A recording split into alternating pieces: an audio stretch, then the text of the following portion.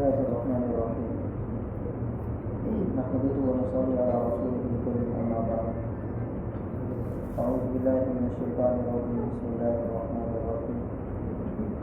إن الصلاة تنهى عن الفحشاء والمنكر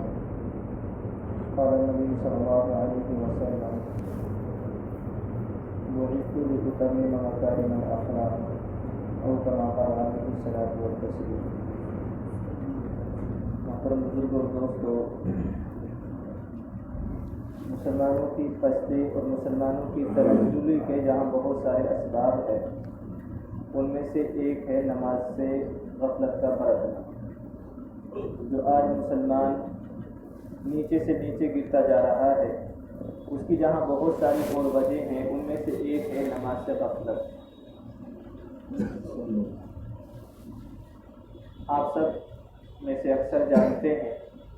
کہ نماز کا جو تحفہ اللہ تبارک و تعالیٰ نے اپنے پیارے حبیب محمد عربی صلی اللہ تعالیٰ علیہ وسلم کو دیا تو اپنے پاس بلایا، معراج کریں۔ اور مومن کی معراج کس میں ہے؟ اللہ کے نبی صلی اللہ تعالیٰ علیہ وسلم نے ارشاد فرمایا، مومن کی معراج ہے سجدے میں۔ جب مومن سجدے میں سر رکھتا ہے تو گویا کہ وہ اللہ تبارک و تعالیٰ کے قریب ہوتا ہے، جیسا کہ اللہ کے نبی صلی اللہ تعالیٰ علیہ وسلم اللہ تبارک و تعالیٰ کے قریب تھے معراج میں۔ لیکن ہماری غفلت کی وجہ سے ہم سجدے سے محروم ہیں، ہماری غفلت کی وجہ سے ہم سجدوں سے محروم ہیں، اور کبھی ہمارے دلوں میں اس کا احساس تک نہیں گزرتا کہ ہم سجدوں سے محروم ہیں۔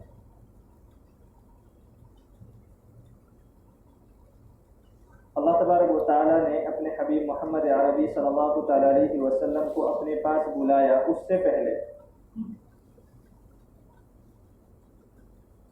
ہجرت سے چند دن پہلے ایک سال اللہ کے نبی صلی اللہ تعالیٰ علیہ وسلم پر ایسا گزرا جس کو غم کا سال کہا جاتا ہے۔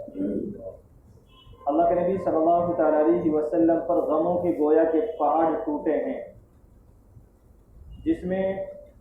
آپ کے دو ہمدرد، آپ کے دو سہارے دنیا کو چھوڑ کر کے گئے ہیں۔ ایک آپ کی بیوی حضرت خدیجۃ الکبریٰ، اور اسی میں دوسرے جناب ابو طالب آپ کے چچا۔ دونوں میں 3 دن کا فرق ہے، ایک کا انتقال 3 دن پہلے ہوا، ایک کا انتقال 3 دن کے بعد ہوا۔ ابو طالب مکہ کی بزرگ ہستی تھے، آپ کا سہارا، آپ کی شفقت نبی علیہ الصلوۃ والسلام کو حاصل تھی، جس کی وجہ سے مکہ المکرمہ میں کسی کو جرأت نہیں ہوتی تھی نبی علیہ الصلوۃ والسلام کو اس درجے ستانے کی۔ اور دوسری آپ کی شریک حیات، آپ کی ہمدرد، آپ کی بیوی حضرت خدیجۃ الکبریٰ رضی اللہ تعالی عنہا، یہ دونوں 3 دن کے آگے پیچھے ان کا انتقال ہوا، اور اس سال کو اللہ کے نبی صلی اللہ تعالی علیہ وسلم نے غم کا سال کہا۔ اللہ تبارک و تعالیٰ اپنے نیک بندوں کے ساتھ ایسا اس لیے کرتا ہے تاکہ جو دنیا میں کچھ سہارے ان کو نظر آتے ہیں، ان کو لگتا ہے کہ یہ میری ہمدردی کر سکتے ہیں، اللہ تبارک و تعالیٰ ان کو ان سہاروں سے چھڑا دیتے ہیں، ان سے نکال دیتے ہیں، تاکہ اللہ اور اللہ کے محبوب اور اللہ کے جو نیک بندے ہوتے ہیں ان کا بھروسہ صرف اور صرف اللہ تبارک و تعالیٰ کی ذات پر ہے۔ جب یہ غم کا سال ٹوٹا ہے، غم کا سال گزرا ہے، جو یہ پہاڑ غموں کا ٹوٹا ہے اللہ کے نبی صلی اللہ تعالیٰ علیہ وسلم کے اوپر، اس کے بعد اللہ کے نبی صلی اللہ تعالیٰ علیہ وسلم نے طائف کا سفر کیا کہ چلو وہاں میرے دور کے ننیحال ہے، کہ وہاں میرا دور کا ننیحال ہے۔ حضرت بی بی حلیمہ، جنہوں نے اللہ کے نبی صلی اللہ تعالیٰ علیہ وسلم کو دودھ پلایا، وہ طائف کی رہنے والی تھی۔ یہ سمجھ کر کے کہ مکہ المکرمہ میں میرے جو ہمدرد تھے اور جو میرے کہنا نہیں مان رہے، جو میری بات کو قبول نہیں کر رہے ہیں، کہ چلو یہ نہیں تو وہ میرے دور کے ننیحال ہیں، وہاں میرا کوئی خالو ہوگا، کہ جو دائی حلیمہ، بی بی حلیمہ کا کوئی بھائی ہوگا، کوئی میرا ماموں ہوگا، کوئی خالو ہوگا کہ وہ یہ سمجھ کر کے کہ یہ میرا بھانجا آیا کہ شاید میری بات قبول کر لے۔ اللہ کے نبی صلی اللہ تعالیٰ علیہ وسلم نے طائف کا سفر کیا، اور طائف کا وہ سفر بیان سے باہر ہے، نہ میں بیان کر سکتا ہوں اور نہ کسی میں سننے کی طاقت ہے۔ جو پہاڑ اللہ کے نبی صلی اللہ تعالیٰ علیہ وسلم کے ظلم کے اس سفر میں ڈھائے گئے،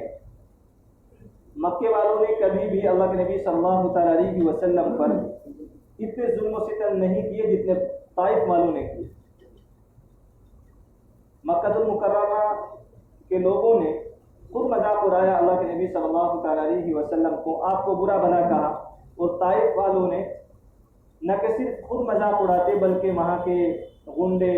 بدمعاشوں کو اللہ کے نبی صلی اللہ تعالیٰ علیہ وسلم کے پیچھے لگاتے، اور انہوں نے پھر کیا کیا، چاروں طرف سے اللہ کے نبی صلی اللہ تعالیٰ علیہ وسلم کو گھیر لیا، اور اللہ کے نبی صلی اللہ تعالیٰ علیہ وسلم پر پتھروں کی بارش برسائی۔ اور لگتا ایسا ہے کہ اللہ کے نبی صلی اللہ تعالیٰ علیہ وسلم ان کے بیچ میں ہیں، کبھی ادھر سے پتھر آ رہے تو ادھر پیٹ کر دی، کبھی ادھر سے پتھر آ رہے تو ادھر پیٹ کر دی، اور لگتا ایسا ہے کہ اللہ کے نبی صلی اللہ تعالیٰ علیہ وسلم نے ان لوگوں سے کہا کہ میں پیٹ تمہاری طرف کر لیتا ہوں کہ تم پتھر مارتے جاؤ، بس میری بات سن لو کہ میں کہنا کیا چاہتا ہوں۔ لیکن انہوں نے اتنا بھی گوارا نہیں کیا کہ اللہ کے نبی صلی اللہ تعالیٰ علیہ وسلم کی بات ہی سن لی، پیر سے گرنے سے پیر ٹوٹ گیا۔ تاریخ بیان کرنے والوں نے یہ تو دیکھا کہ اللہ کے نبی صلی اللہ تعالیٰ علیہ وسلم پر جو ظلم کا پہاڑ ٹوٹا ہے، جو آپ کے نالین مبارک اور آپ کے پیر سے جو خون بہا ہے، جو جسم سے خون بہا ہے، دیکھنے والوں کو وہ تو دکھا ہے، لیکن جو آپ کے نازک دل پر جو گزرا ہے وہ کسی کو دکھائی نہیں دیا۔ آپ کتنی امید لے کر کے طائف کا سفر کیا تھا، اور آپ پر کیا گزری ہوگی کہ عالم ملکوت میں فرشتوں میں ہلچل مچ گئی کہ اللہ ہمیں اجازت دیجیے ہم طائف والوں کو ختم کر دیں، دونوں پہاڑوں کو ملا دیں۔ اس سے آپ اندازہ لگا کر کے دیکھیں کہ اللہ کے نبی صلی اللہ تعالیٰ علیہ وسلم پر کیا کچھ گزری ہوگی۔ اللہ کے نبی طائف میں، جنہوں نے طائف دیکھا ہے، جنہوں نے طائف کا سفر کیا ہے، ان سے طائف کا حال معلوم کرو کہ جہاں سے اللہ کے نبی صلی اللہ تعالیٰ علیہ وسلم گزرے ہیں وہ کوئی راستہ نہیں تھا، وہ کوئی سڑک نہیں تھی، پہاڑ تھا جس پہ چڑھنا آج کے نوجوان کو مشکل نہیں، ناممکن ہے۔ اللہ کے نبی صلی اللہ تعالیٰ علیہ وسلم چڑھ کر کے گئے ہیں اور پھر خون کی حالت میں چڑھ کر کے واپس آئے ہیں، اور جب وہاں سے آئے ایک باغ میں تو ایک عیسائی وہ آپ کے پاس انگور کا خوشہ لے کر کے آئے، آپ کا خون دھلایا، ہاتھ منہ دھلایا اللہ کے نبی صلی اللہ تعالیٰ علیہ وسلم کا۔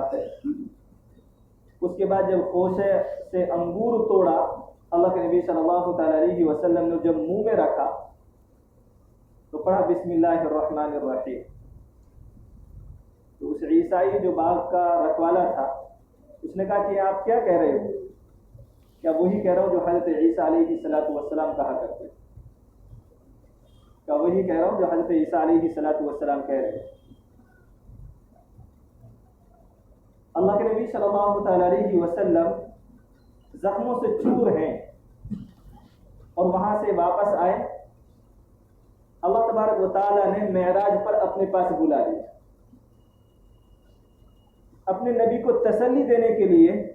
کہ دنیا والے آپ کے مرتبے کو نہیں جانتے ہیں۔ بڑے افسوس کے ساتھ اگر میں یہ کہوں کہ آج یہ امت نبی علیہ السلام کے درجے کو نہیں جانتی ہے تو یہ غلط نہیں ہوگا۔ اس وقت جنہوں نے ظلم و ستم کیا ہے وہ ایمان والے نہیں تھے، وہ ایمان والے نہیں تھے۔ آج جو نبی علیہ السلام پر ظلم کرنے والے ہیں وہ ایمان والے ہیں، وہ میں اور آپ ہے جو نبی علیہ السلام کی سنتوں کو توڑ رہے ہیں، جو نبی علیہ السلام کے طریقے کو چھوڑ کر کے زندگی گزار رہے ہیں۔ نبی علیہ السلام کے دردوں کو سن کر کے شاید ہماری آنکھیں بھر آتی ہو، لیکن کبھی نبی علیہ السلام کی سنت چھوٹ جائے ہماری کبھی آنکھیں نہیں بھرتی۔ نبی علیہ السلام کے ظلم و ستم پر آنکھیں بھرنا یہ بھی ایک لازمی چیز ہے، لیکن اس سے زیادہ ضروری یہ ہے کہ جب کوئی ایک سنت چھوٹے تو ہماری آنکھیں نہیں، ہمارا دل بھر کر کے آنا چاہیے۔ نبی علیہ السلام نے جو ظلم و ستم سہے ہیں وہ اس لیے نہیں سہے کہ میں سناؤں اور آپ سنیں، لوگ سنائیں اور لوگ سنتے رہیں،